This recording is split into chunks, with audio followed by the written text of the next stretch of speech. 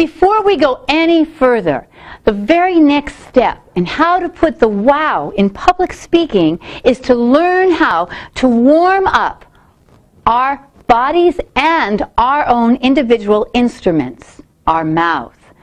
Athletes, actors wouldn't think of going out there on the field or on stage without first doing a warm-up. So everybody stand up and let's learn a very simple one that you should do, not in front of your audience, definitely at home or somewhere in the hall before you get up to speak.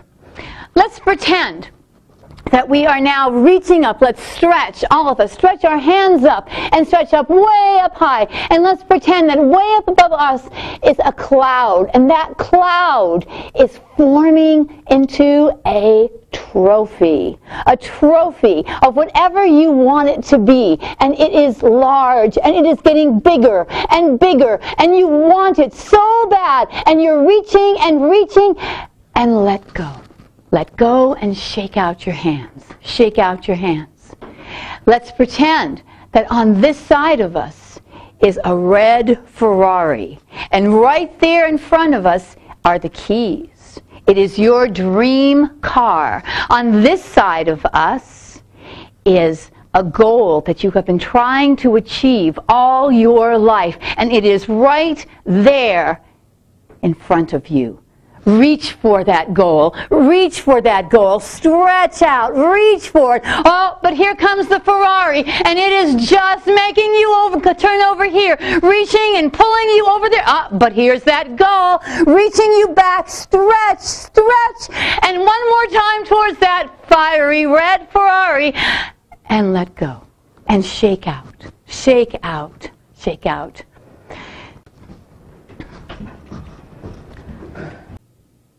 We have all warmed up our bodies. Well, let's warm up our instruments, our mouths. And how do we do that? Well, singers, some singers, before they go on stage, they make this very strange sound. They go, and that opens up all of this passageway inside their throats. But we don't have to do that all the time. We can use tongue twisters. Now, tongue twisters are excellent device, and you don't have to try to do them as fast as you think you need to. The goal of a tongue twister is to make sure that you are enunciating, opening up your mouth and stretching each and every part. Let's try one together. The sentence is, Jim jogs judiciously in January, June, and July.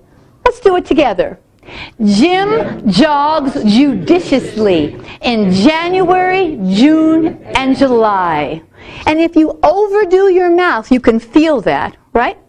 We have a district governor named Brenda. And let's do one in her honor, right? Brenda bowls boldly in Buffalo, Butte, and Boise. Let's try that. Brenda bowls boldly in Buffalo, Butte, and Boise. And you can see the difference in what it does to your mouth.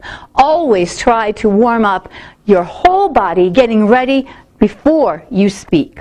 We have just warmed up, and before you begin to learn how to put the wow in public speaking, there's one more thing we need to do. And that is to have a mental rehearsal.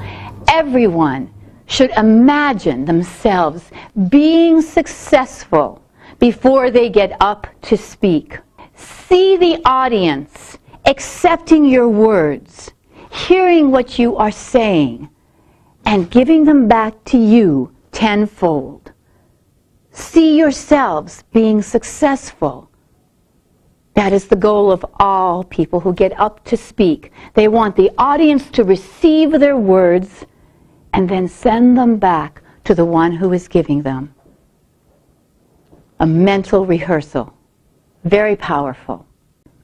We have all learned the value of practicing, the value and importance of warming up our bodies not only physically but also vocally, and we have all done a mental rehearsal.